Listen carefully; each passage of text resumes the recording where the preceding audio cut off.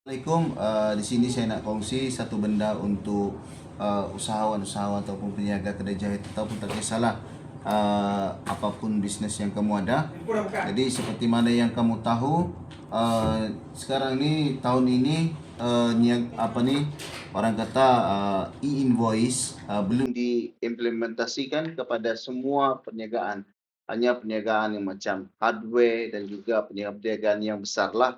Tetapi tahun 2027 akan mengikut apa yang saya fahamlah. Tak tahu kalau betul atau tidak, tapi mengikut apa yang saya faham, semua diwajibkan mengeluarkan e-invoice. Jadi saya mengambil pendekatan yang lebih mudah untuk mengambil satu aplikasi yang orang sudah sedia tahu, iaitu aplikasi Niagawan, di mana aplikasi ini kita boleh merekod semua jualan masuk dan keluar duit kita.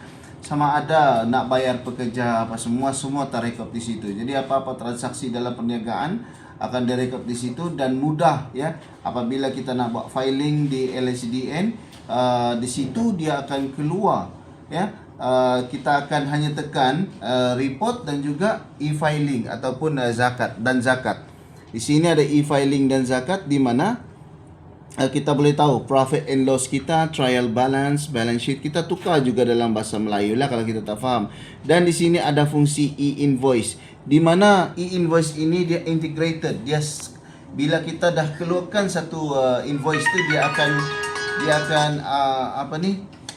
akan keluar automatic QR code untuk e-invoice. Macam kalau kita orang nak minta e-invoice, kamu tak perlu risau sebab bila kamu keluarkan invoice, automatic di situ dia ada satu link khas ataupun QR code yang mana orang hanya scan saja boleh terus dia isi maklumat dia. Seperti itu kamu belajar nanti tentang e-invoice, tapi secara tak langsung apa yang saya nak bagi kamu faham, kamu tak perlu fikir dah. Jadi di sini di sini contohlah sell invoice, saya nak bagi contoh untuk 2025. Katakan satu ni kita lihat di sini ada ditulis di situ sukses ya. Status e-invoice dia. Jadi sukses bermakna sudah berjaya ataupun divalidasi oleh LHDN. Jadi orang kata nak masukkan pendapatan sangat rumit untuk kita nak nak isi maklumat di dalam tu. Jangan risau sebab benda ni dia ada satu lagi kemudahan, iaitu niaga scan, di mana ini tak perlu bayar ya. Niagawan ya kita perlu bayar, tetapi niaga scan tak perlu. Dia hanya tambahan untuk benda ni supaya setiap kali kita ada receipt kita hanya perlu scan. Kalau kita tengok sini scan receipt ataupun kita ambil daripada galeri. Saya bagi contoh ya. Bukan ini.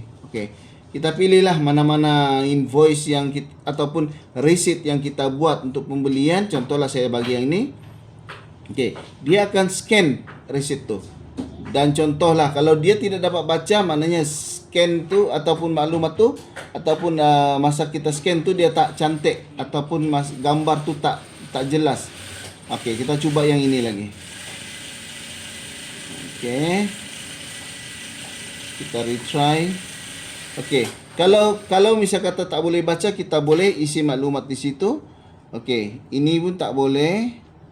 Maknanya kita kena cari betul-betul receipt yang kita ada. Sebentar ya. Contohlah ini kita nak buat pembelian di mana ya. Kita cek dulu. Macam daripada contohlah daripada Singa ni. Okey, tak tahu kalau ini receipt ke atau tidak, saya pun tak pasti. Okey. Oh, ini transportation dia sudah scan, transport for Borneo logistik. Amount dia tak boleh baca sebab di dalam ni dia macam tak jelaskan secara ni amount dia. Jadi kita boleh letak di situ. Okey, ini yang tadi tu receipt daripada Singa. Macam yang ini 444, dia terus keluar situ payment receipt at Singa 444 loan interest. Maknanya dia masuk ledger dia sendiri. Jadi kalau kita salah ledger ataupun salah ledger dia masukkan, kita pilih sendiri. Tapi sebenarnya dia kebanyakan ledger dia tepat ya. Jadi pendek kata, segala transaksi dapat dipermudahkan tak perlu kamu cari accountant untuk mengatur semua tu, tetapi kita boleh ya mengatur keuangan dan juga declare kita punya pendapatan di LSDN dengan mudah.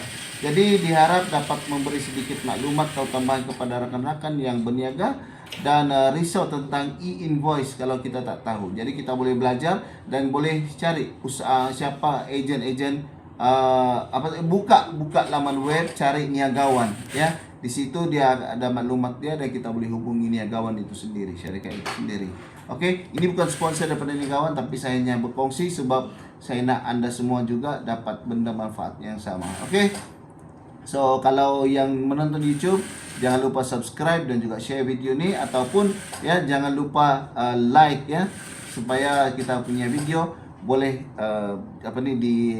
di share dengan orang lain. Okey, so itu saja, terima kasih kerana menonton. Terima kasih, bye bye.